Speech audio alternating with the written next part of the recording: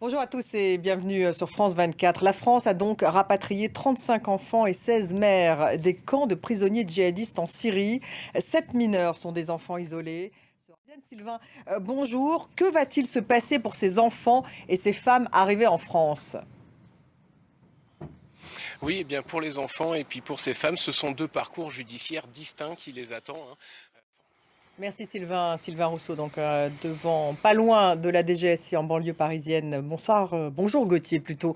Qu'est-ce qui a décidé la France de revenir sur cette fameuse politique du cas par cas? Cette politique du cas par cas, elle était peut-être conditionnée par le calendrier électoral français. Merci Gauthier. Dans le reste de l'actualité, les forces russes qui bombardent massivement la ville de Sloviansk dans l'est du pays. Selon le maire de la ville, elles avancent, les forces russes, dans le Donbass en tout cas. Gulliver, bonjour. Sloviansk est la cible de bombardements russes. Quelles sont vos infos? Oui, nous avons parlé tout à l'heure à la directrice d'un hôpital à Sloviansk.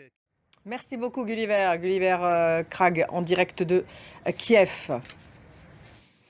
La Finlande et la Suède, bientôt membres de l'OTAN, les alliés ont signé le protocole d'accession qui permettra donc à ces deux pays de rejoindre l'Alliance Atlantique.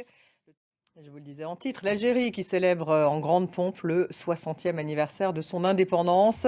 Le président Tebboune a notamment passé en revue des unités de plusieurs services de sécurité avant de... Je me souviens que le régime de l'époque soutenait les mouvements révolutionnaires africains contre les colonisateurs. Nelson Mandela avait dit « C'est l'Algérie qui m'a fait homme ». Il organisait les premiers camps d'entraînement de la branche armée de l'ANC pour lutter contre l'apartheid. Nos correspondants ont pu retrouver un ancien combattant qui a été formé justement dans ces camps militaires. Portrait signé Caroline Dumais et Stéphane Carstens. Ouais, ne ratez pas la spéciale du Journal de l'Afrique, c'est ce soir. Ça sera à suivre à 21h30 heure française avec Myriam Amelal. Et pour terminer, sachez qu'un jeune mathématicien français fait partie des médaillés Field. Fin de ce journal. Vous restez avec nous, on se retrouve dans un petit quart d'heure.